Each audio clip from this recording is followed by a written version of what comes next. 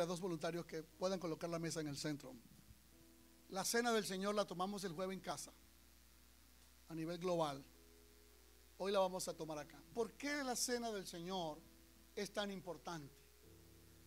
Porque algunos la subestiman, otros no la celebran y otros ignoran el significado. Vamos a ir de inmediatamente a Marcos capítulo 14. Vamos a procurar aprovechar al máximo el tiempo para entender lo que Jesús hizo cuando ministró la cena del Señor. Marcos 14, Mateo, Marcos, Lucas y Juan. Entonces allí conseguimos en Marcos 14 los versículos 12, y usted lo va a leer prestándole muchísima atención. El primer día de la fiesta de los panes y levadura, estamos leyendo Marcos 14, 12, primer libro de la fiesta de los panes y levadura. El pueblo de Israel, tenga su Biblia a mano. Si por alguna razón usted no tiene Biblia en casa, háganselo saber a los líderes y buscamos la manera de proveerle una Biblia. Somos una iglesia que ama leer la Biblia. Me motivan sus 3.500 amén. Creemos que leer la Biblia es la palabra de Dios. El primer día de la fiesta de los panes sin levadura, habían más o menos unas 7 fiestas, quizás más en Israel, y todas eran importantes. Las 3 más importantes era la Pascua, la segunda más importante era el Pentecostés y otra era los tabernáculos. Pero también estaba la fiesta de los panes sin levadura. Esta fiesta de los panes sin levadura se hacía después que terminaba la Pascua. La palabra Pascua, que viene de su original Pesat, significa pasar por alto. Entonces, terminada la fiesta de la Pascua, inmediatamente seguía la fiesta de los panes sin levadura. Yo siempre me he preguntado cómo una nación que hacía tantas fiestas sagradas, siempre fue una nación prosperada en todos los sentidos, porque Dios es el centro. Entonces, cuando le dijeron, cuando se sacrificaba el cordero de la Pascua, sus discípulos le preguntaron a Jesús, versículo 12, ¿dónde quieres que vayamos a preparar para que comas la Pascua? Ven ustedes acá a los discípulos de Jesús con una atención especial hacia su maestro. ¿Dónde quieres tú que comas la Pascua? Donde tú elijas para comerla, ahí vamos a estar nosotros contigo. Versículo 13, envió 2 de sus discípulos y le dijo, id a la ciudad y os saldrá al encuentro un hombre que lleva un cántaro de agua, a seguirle.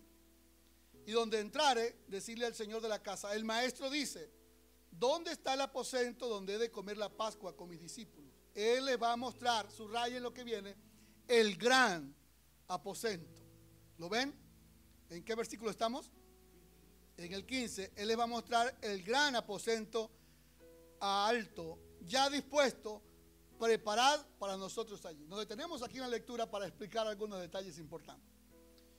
Mencioné entonces que la fiesta de la Pascua estaba entre las 3 fiestas más importantes, que la palabra Pascua viene de la palabra Pesat, que significa pasar por alto, y que la otra fiesta era la fiesta de los panes sin levadura, donde se comían panes sin ningún tipo de levadura, porque eso recordaba a la gente la rapidez con que salieron de Egipto cuando el Señor los liberó, en Éxodo 12 al 14. Entonces todo aquí es un símbolo que recuerda hechos que Dios ha hecho en la vida. Déjenme decirles algo, la mente está hecha para no olvidar. Esto es difícil, la mente no olvida, todo lo guarda y lo registra y lo vuelve a recordar. Pero usted puede tener, con la ayuda del Señor, la virtud de recordar las cosas buenas que pasan en su vida. ¿Alaban al Señor? Y las cosas que no fueron tan buenas, usted le puede decir, Señor, que esos recuerdos que llegan a mi mente que no son tan buenos, no me produzcan tanto dolor. Solo lo logras a través de la oración. Tú puedes educar tu mente a recordar las cosas buenas. Ahora, estamos aquí estudiando en Marcos porque Jesús envía a sus discípulos porque van a preparar para que coma la Pascua. Normalmente la Pascua, como era una de las 3 fiestas más importantes, el Señor Jesús se tomaba el tiempo para prepararla. Esta fiesta era tan tremenda en Israel que todo hombre que vivía en un radio aproximadamente de 25 kilómetros cuadrados o 25 kilómetros cerca de Jerusalén tenía la obligación de ir a esta Pascua, a esta fiesta. Tenía la obligación de ir a esta fiesta.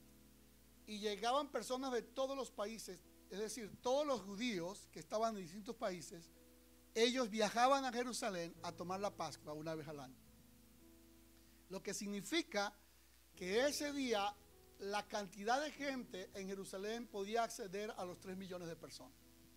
Un pueblo pequeño, una ciudad pequeña, con tanta gente que venían judíos de todas partes a celebrar la Pascua. Una vez al año viajaban para comer la Pascua. Y era común que en esa Pascua, en esa celebración, tenían que prepararla con un mes. Y usted dirá, pero ¿para qué van a preparar con un mes una cena? Si una cena la puede preparar uno el día anterior. Pero no era cualquier cena, y esto es donde yo quiero llevarlos hoy. A que la cena del Señor que tenemos delante no es cualquier cosa. Hay algo que lo distingue de todo. La ligereza con que la gente tome la cena del Señor no es culpa de la Biblia. Es de la ignorancia de conocer lo profundo y el significado que tiene este acto que vamos a hacer hoy. Amén. Entonces, normalmente tomaban un mes para prepararla. El mes implicaba buscar el lugar. Dice que le buscaron un aposento algo, pero noten algo, que ellos le preguntan a Jesús, ¿dónde vamos a tomar la cena? Y Jesús le dice, vayan a la ciudad, van a conseguir a un hombre que lleva un cántaro de agua, síganle y le preguntan, el maestro le manda a decir, ¿dónde está el aposento preparado para tomar la cena? Varios detalles que voy a explicar. Uno, los hombres no eran los que cargaban el agua. Esa era una tarea de las mujeres. Las mujeres eran las que colocaban un cántaro de agua sobre su cabeza o aquí cargándolo sobre la cadera. Esa era una tarea doméstica de la mujer. El hombre no hacía ese trabajo. Por lo tanto, cuando Jesús dice, van a ver a un hombre cargando un cántaro con agua, inmediatamente ellos podían distinguir. Es decir, un hombre con un cántaro con agua, eso es un trabajo de la mujer, esto sí está raro. Esa fue la clave que Jesús le dijo para conocer quién era el encargado de prepararlo. Lo segundo que dice que es en el aposento alto. Las casas en ese tiempo en Israel eran mayormente de 2 pisos. En la parte alta tenían un espacio grande que lo llamaban el aposento alto. Tenía una escalera que era por la parte exterior, sin tener necesidad de pasar por el centro del cuarto principal o la casa. Ese lugar lo usaban para hospedar a los huéspedes, lo usaban también para guardar cosas o lo usaban para que los maestros importantes se reunieran con sus discípulos. Esa era la razón de ser de los aposentos altos. Ahora, Jesús ha preparado con tiempo a este hombre, ha hablado con él para que le preste ese aposento alto o se lo rente, no sabemos cuál de las dos cosas, lo más seguro es que se lo prestaba. Y él iba a ir allá a tomar la cena con sus discípulos. Ahora, tenía 12 discípulos y cada discípulo normalmente tenía un aproximado, su familia nuclear eran de 10 personas. Porque cuando están en el aposento alto, en Hechos 2, recuerdan que habían 120 personas reunidas. Eso significa que estaban los 12 discípulos y cada discípulo con su familia reunida el día en el aposento alto. De manera que Jesús, ¿por qué más preparan una cena tan importante? Porque no era una cena que se tomaba a la ligera. Era una cena que incluía por lo menos 15 pasos. 15 pasos que yo no se los voy a dar todos, solo voy a mencionar 1, 2 o 3 salteaditos de lo que significaba preparar una cena. Esto a mí me ha enseñado mucho porque yo creo que algunos de ustedes también tengo que tener más dominio propio al momento de comer. Somos muy rápidos para comer, pero qué bueno es cuando las personas se toman el tiempo para preparar las cosas bien. El mantel, las copas, el pan, la mesa, todo bien, el vestuario, todo tiene una razón de ser. Ahora, antes de explicarle un poquito más, déjame mirarlo. Los discípulos fueron y entraron en la ciudad, consiguieron el hombre, prepararon la Pascua. Cuando llegó la noche, vino él con los 12. Recuerde que estamos hablando más o menos de 3 millones de personas. Está la ciudad a reventar y toda la ciudad está reunida porque esa noche van a tomar la Pascua. Entonces, todas las familias, es un mandamiento, todas las familias en casa, por eso lo hicimos el jueves en casa, para enseñarle a la iglesia que usted puede tomar la cena del Señor con su familia en casa por lo menos una vez al mes. Por una razón, porque eso permite que la familia valore lo sagrado, lo santo, lo importante, lo trascendente. Las familias requieren volver a la santidad de Dios. Alguien dice conmigo amén. Me motivan sus amén. Volver a la santidad de Dios. Ahora, están allí y lo primero que se hacía cuando estaba en la casa, ya la cena preparada, tenían que preparar el salón, tenían que preparar la comida. La comida que se hacía ese día llevaba muchas cosas. Por ejemplo, una de las cosas que no podía faltar era el pan sin levadura, porque cada cosa que vamos a comer, a compartir en esta mañana, tiene un símbolo. El pan sin levadura recordaba lo rápido que ellos habían salido. En Éxodo 12 al 14 nos narra la historia de la salida de Israel de Egipto, y una de las cosas que ellos tenían que hacer era preparar el pan en la masa sin ponerle levadura, porque iban a salir corriendo en la noche. Cuando escuchaban la orden que salían de Egipto, ellos tenían que salir corriendo y no tenían tiempo de preparar el pan con todos los ingredientes. Pueden ir un momento conmigo a Éxodo 12 para que podamos comprender un poco lo que estoy explicándoles. Les vuelvo a decir, como el primer día cuando empezamos con las mascarillas, si usted se siente un poco necesidad de respirar, puede bajarla y respirar para que se sienta mejor, más cómodo. Amén. Creo que llegará el momento en que ya no la usaremos más. ¿Están conmigo acá? Muy bien.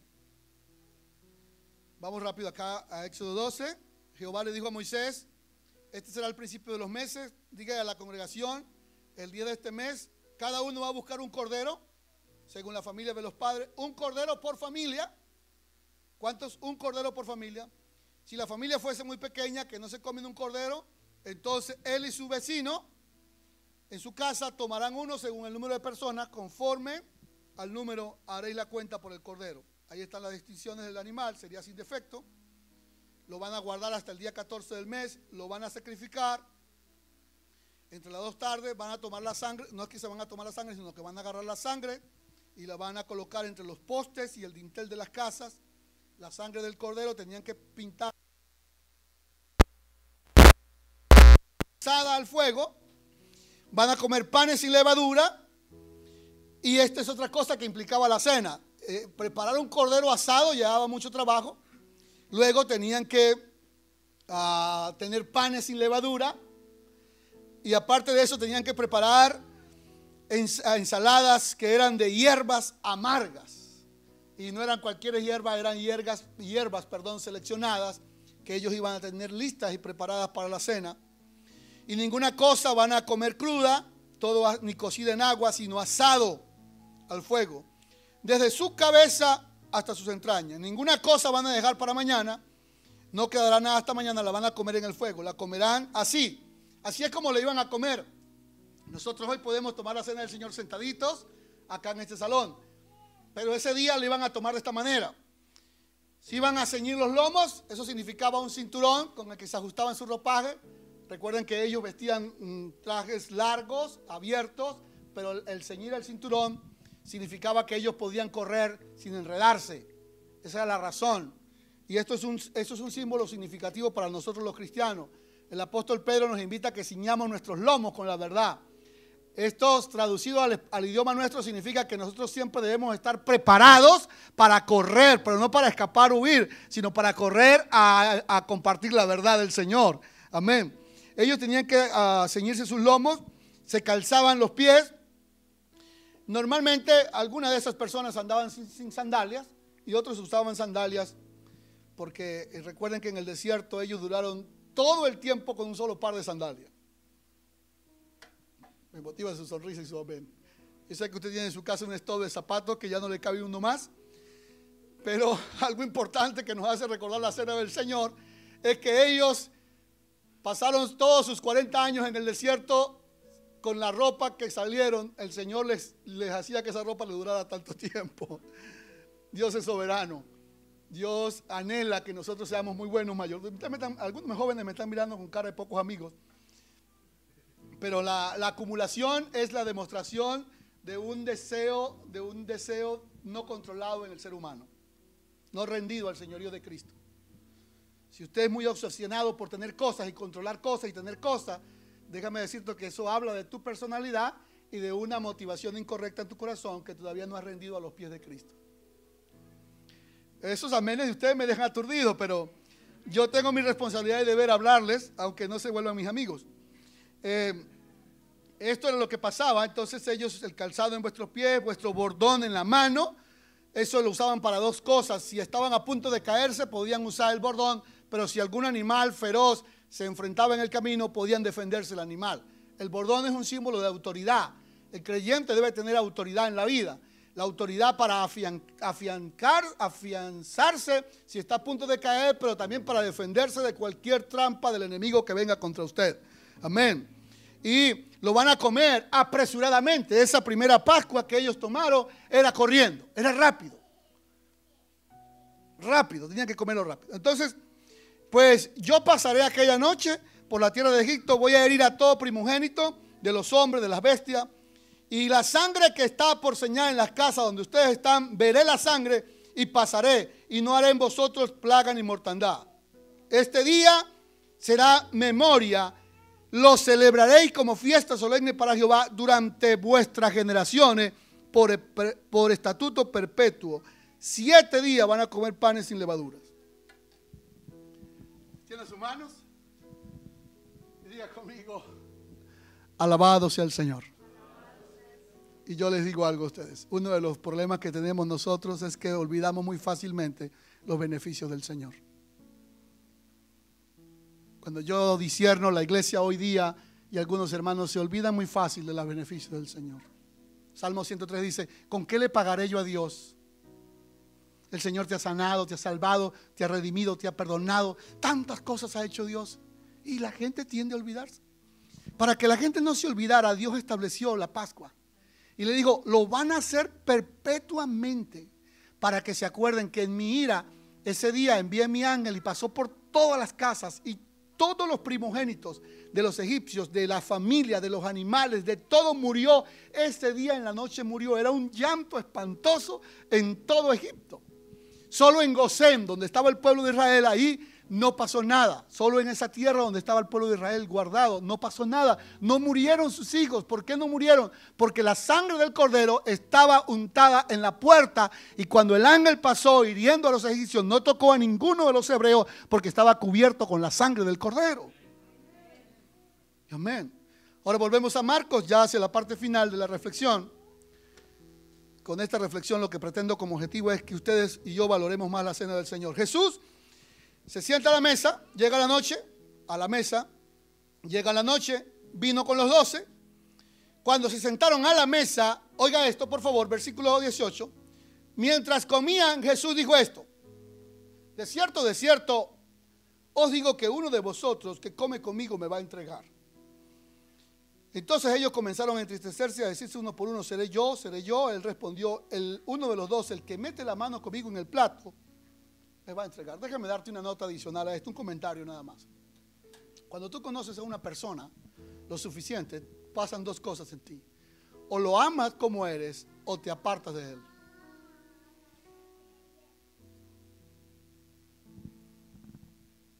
El verdadero amor conoce y a pesar de lo que ve de la otra persona, ama. Judas, no me extenderé mucho en esto, solo agregaré un comentario. Judas, ni lo quiero culpar, Judas, posiblemente las motivaciones de su corazón era que Jesús lo salvara del imperio romano. Él pensaba que Jesús era el líder que podía quitar las garras del imperio romano que los tenían esclavos. Y al no conseguir la libertad a través de Jesús, desde ese punto de vista, Judas se desilusiona, se desencanta de Jesús como líder. Porque piensen en un momento, yo estoy siguiendo a Jesús, que es como la promesa que nos va a salvar del imperio romano. Y de repente ese líder a quien yo estoy siguiendo, entonces es manso, es tranquilo y lo crucifican en la cruz. Mi líder, el que yo creía que nos iba a salvar del imperio romano, que iba a sacar una espada, que iba a descender fuego del cielo, iba a quitar todo esto que está viviendo mi país, ahora muere ahí entre dos malhechores en la cruz. Se desencanta, se desilusiona. O cuando lo llevan a Jesús, él no usa la fuerza. Pienso que Judas se desencantó de Jesús, se decepcionó de Jesús. Y déjame darte una nota adicional. Cuando las personas te aman mucho o te conocen mucho, te conocen mucho a ti, pueden decepcionarse de ti. Yo pensaba que este hombre era mejor. Yo pensaba que esta mujer era mejor. Yo pensaba que este pastor era mejor. Tú tienes dos opciones. ¿Lo amas como eres o te desilusionas y te apartas. Tanto fue la decepción para Judas, tanto fue que se quitó su vida. Ahora, la intimidad, ¿cuál era? Comía con Jesús en el mismo plato. El acercamiento debe llevarnos siempre nosotros a amarnos como somos. Me gusta escuchar la Biblia que nos invita a amarnos como somos. Somos distintos, carácter distinto, errores, pero necesitamos aprender a amarnos, porque sin darnos cuenta podemos tener la misma actitud de Judas. Nos decepcionamos, nos apartamos, mejor me aparto. Pero tenemos que aprender a amar a las personas, porque hay una frase interesante que ya la veremos en un momento. Jesús dice, mejor le fuese a ese hombre no haber nacido. Mientras comían, Jesús tomó pan y bendijo y lo partió y le dijo diciendo, tomá, este es mi cuerpo. Déjame explicarle algo que quizás es posible que sí lo sepan o no, pero lo importante es volvérselo a explicar. La cena, que duraba un mes preparándola, implicaba un lugar especial, implicaba una mesa, implicaba el pan, implicaba las hierbas, implicaba todo un orden ceremonial que llevaba más o menos 15 pasos. Entre los 15 pasos, entre los primeros que se hacía, se comenzaba en la cena y se tomaba una copa.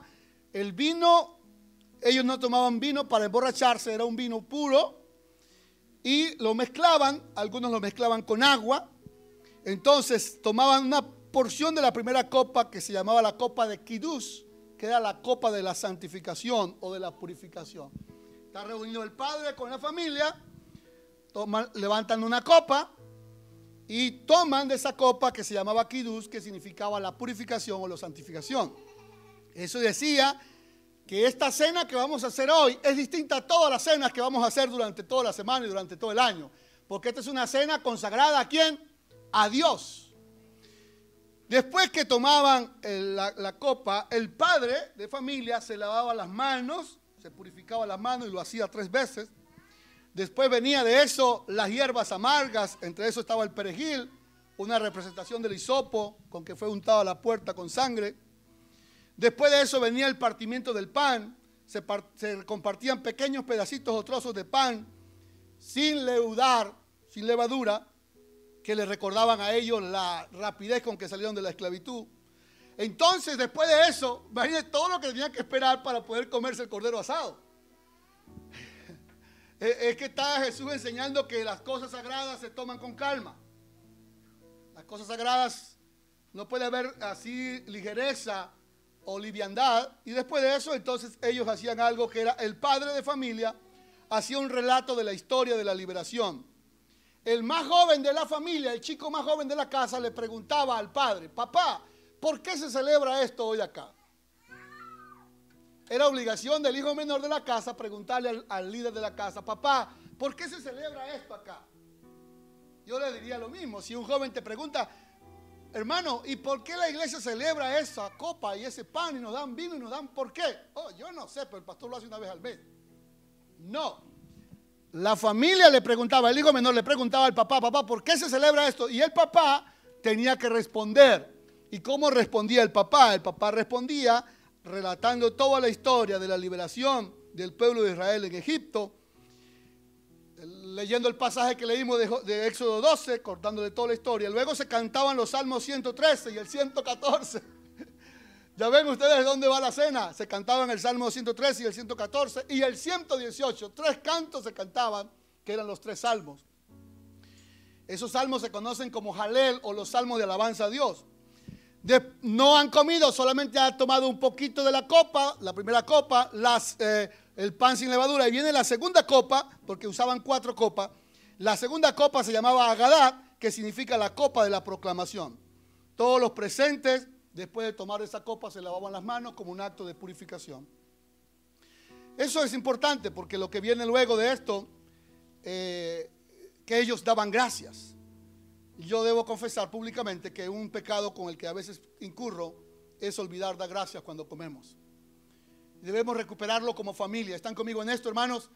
No les estoy pidiendo que hagan todo este protocolo para comer. Estoy diciendo que esta es una cena especial y a esto les estoy invitando en esta mañana. A darle valor a lo sagrado. Daban gracia. Se distribuían trocitos de pan sin levadura para recordarle. Siempre hay que recordarle a la gente de dónde Dios nos sacó.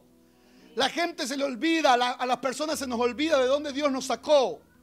Se colocaban las hierbas amargas, eso se llamaba jaroshet. Se colocaban como en una sopa donde ellos mezclaban ahí las hierbas amargas con esa comida para recordar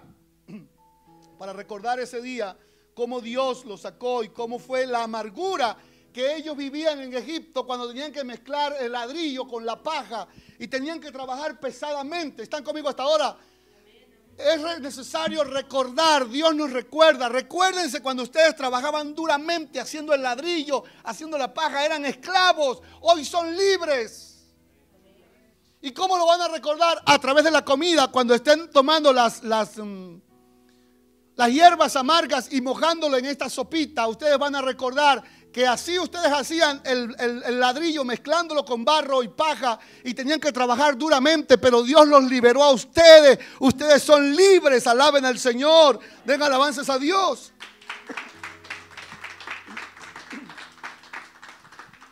Iban por la segunda copa y estaban preparados para la tercera, para la comida. Cuando llegaban a la comida, perdón, hermano. Gracias, hermano.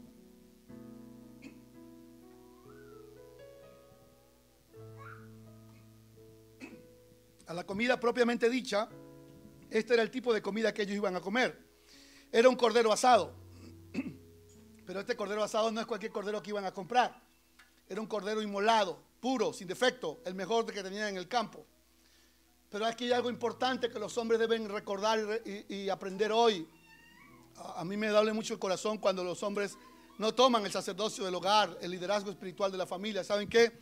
El hombre tomaba el cordero, iba al templo y se lo presentaba a los sacerdotes. Lo degollaba en el templo y la sangre que salía, expedía del cordero, era derramada, la tomaba, la colocaba en un tazón de oro o de plata. Y entonces el sacerdote ofrecía el sacrificio a Dios de ese cordero que estaba dando. Lo preparaban, le quitaban todo, pero el padre de familia se llevaba el cordero a su casa. Solo dejaba ahí la sangre, que era un simbolismo, lo llevaba a su casa para asarlo y comerlo con su familia. Pero no comían en la casa algo que no hubiese sido santificado y dedicado al Señor. Y era una responsabilidad del padre de familia hacer esa tarea. Ir a la iglesia, ir al templo y presentarle a Dios esa ofrenda que iban a hacer para comer juntos en la casa. Asado, el cordero. El cordero que era asado tenían que comerlo todos juntos y nadie podía comer más que los demás. Tenían que comer todos y si sobraba algo tenían que quemarlo o botarlo. No podían guardar para el otro día. Un detalle más importante. Y ahí venía la tercera copa. Ya les mencioné 2 copas. La tercera copa. ¿Por qué explico todo esto? Porque usted a lo mejor lee la Biblia rápido y no logra entender esta parte. La tercera copa es esta. Es la copa donde se da gracias. Así que cuando la Biblia dice que Jesús tomó la copa, mientras comían, Jesús tomó el pan y bendijo y lo partió diciendo, tomad, este es mi cuerpo. Y tomando la copa, habiendo dado gracias, la dio y bebieron todo. Se refiere a una parte de todo el ceremonial que hacían, que fue exclusivamente cuando tomaban la tercera copa, que era la acción de gracias. Esto significa, mis hermanos, que Jesús nos resumió todo el ceremonial en aprender a dar gracias cuando tomamos la cena del Señor y los alimentos. Jesús dio gracias, tomó el pan, lo partió y le dijo, coman, este es mi cuerpo. Ahora, miren acá. ¿Por qué Jesús hizo esto el día de la Pascua? Porque Jesús sabía que usted y yo somos muy fáciles de olvidar. Y al pasar 2000 años o más, usted se iba a olvidar. Y de hecho se han olvidado del sacrificio de Cristo en la cruz. Y una manera de nosotros como iglesia hoy día recordar el sacrificio de Cristo en la cruz son estos símbolos que tenemos acá hoy. Por lo menos rescatar esto. Yo no puedo comprender cómo pueden haber iglesias que no celebren la cena del Señor. El tomar la cena del Señor una vez al mes, por lo menos invita a la gente a recordar lo que Cristo hizo por ti en la cruz, queridos. Es tan igual a la Pascua. En esa Pascua recordaba y le decía a los muchachos, muchachos, abran sus ojos. Nosotros fuimos esclavos 430 años en Egipto. Salimos corriendo una noche. Estaban muriendo los hijos primogénitos de todo, pero Dios nos sacó. Pasamos el Mar Rojo en seco. Pero es posible que después que yo muera, usted se olvide de lo que Dios ha hecho. Aleluya. Es nuestro deber como padres, como pastores, enseñarle que no se olviden de las cosas que Dios ha hecho con nosotros. Alguien dice amén. Aleluya, amén. Cuando te sientas mal, cuando te sientas de lo peor, quiero darte una clave que me ayuda mucho a mí. Recuerda las bendiciones del Señor. Cuando te sientas deprimida o deprimido, no le eches cabeza a eso. Recuerda lo que Dios ha hecho en ti. Diga, el Señor me sacó de la esclavitud. El Señor me liberó del pecado. El Señor me sanó de la enfermedad. El Señor libró mis pies de quedar preso. El Señor ha sido tan bueno conmigo. Cuando usted recuerda eso, usted vive de nuevo. Eso es lo que significa la cena. Jesús toma el pan y toma la copa. El acto ceremonial ya va casi por la mitad. No cuenta todo lo demás, sino solamente eso. Y dice, lo voy a hacer justo en la mitad del acto ceremonial para que cada vez que ustedes participen de la cena, no se olviden de lo que yo un día hice por ustedes en la cruz. Porque yo sé que a ustedes se les va a olvidar. Pero por lo menos una vez al mes que lo hagan, ustedes van a recordar que yo morí en la cruz para hacerte libre. Póngase de pie, por favor. Mientras los servidores me ayudan a preparar acá, déjame cerrar el sermón con esta reflexión. Antes de terminar nuestra transmisión en vivo, Jesús dijo esto que me parece muy importante. Él dijo, esta es mi sangre, pero este es el nuevo pacto. Y digo, no la volveré a beber más hasta aquel día en que la beba de nuevo en el reino de los cielos.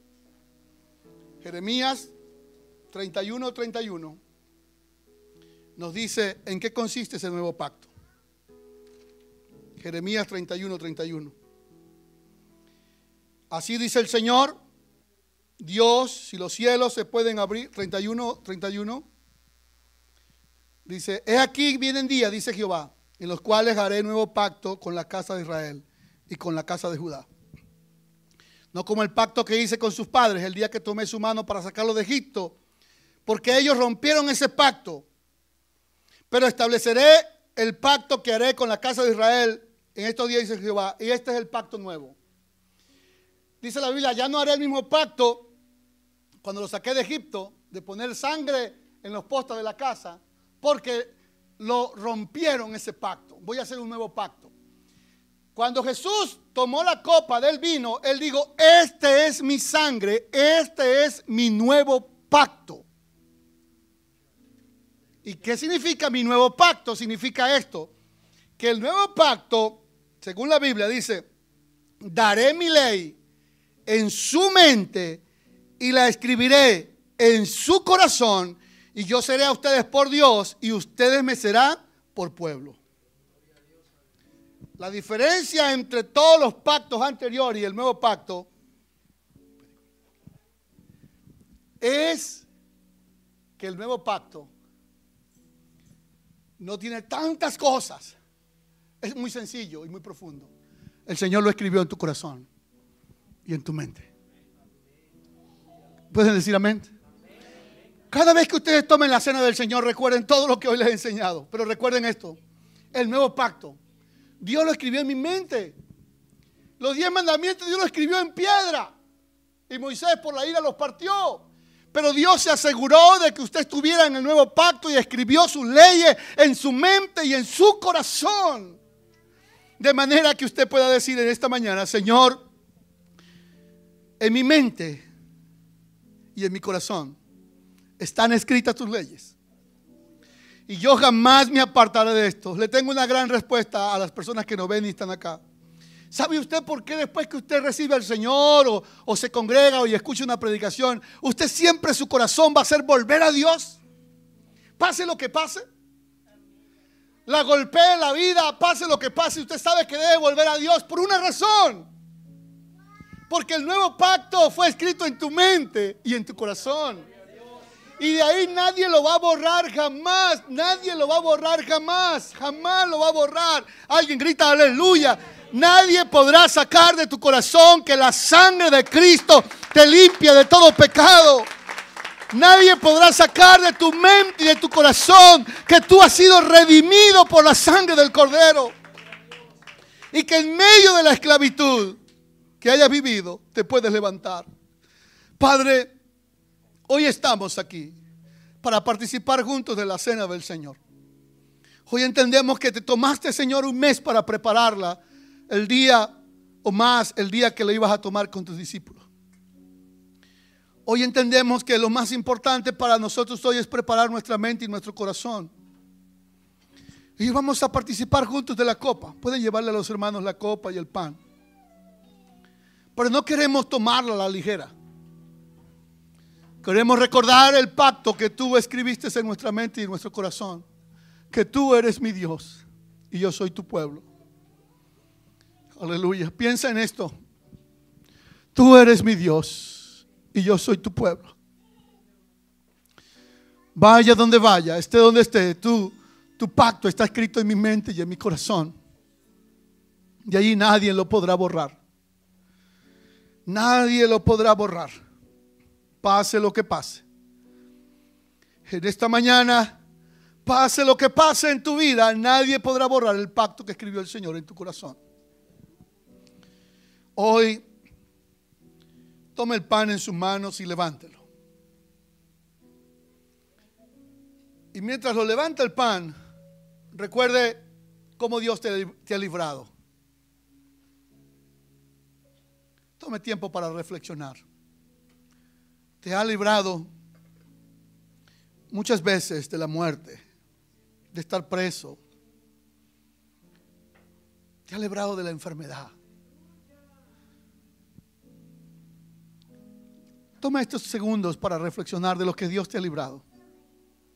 El pan sin levadura recordaba que habían salido corriendo de la esclavitud. Si Dios te ha librado de tantas cosas, oiga, agradécele al Señor. Recibe hoy.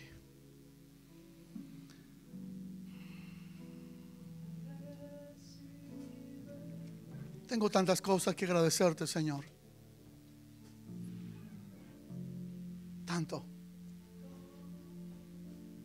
Tantas cosas, Señor. Participemos juntos del pan.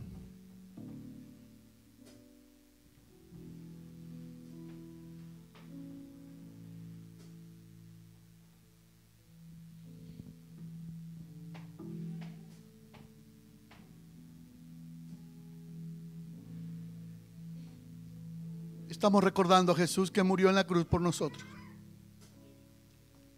para librarnos de la muerte, de la condenación, de la culpa, de la depresión, de la enfermedad. Sobre todo para hacernos libres del pecado, que es lo principal. Levantamos la copa para dar gracias. Cuando Él tomó esta copa, estaba diciendo, ya no tienen que ir más a sacrificar un cordero y a colocar la sangre en una taza de oro o de plata para que el sacerdote la dedique. No tienen que hacerla más. Como dijo Juan el Bautista, he aquí el Cordero de Dios que quita el pecado del mundo. Ya no tienen que hacer ese sacrificio, dice el Señor. Mi sangre ha sido derramada por todos ustedes para quitar vuestro pecado y vuestra culpa, para hacerte libre. Aleluya. Él es el Cordero de Dios que quita el pecado del mundo. Hoy recibimos su perdón, su gracia, su amor. Reflexione un momento allí donde estás. Si la culpa te está hundiendo, si la culpa te está ahogando, Hoy entrégale esa culpa al Señor, esa carga. Dígale: Señor, tu sangre preciosa me libera de toda culpa, de todo pecado, de todo peso, de toda maldad. Tu sangre me hace libre. Me hace libre tu sangre. Aleluya. Participamos juntos de la copa.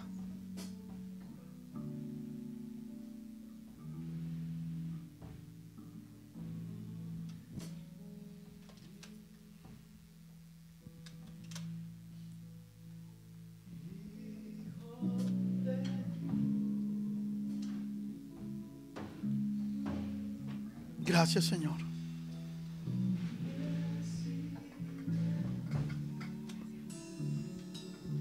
Toda la gloria.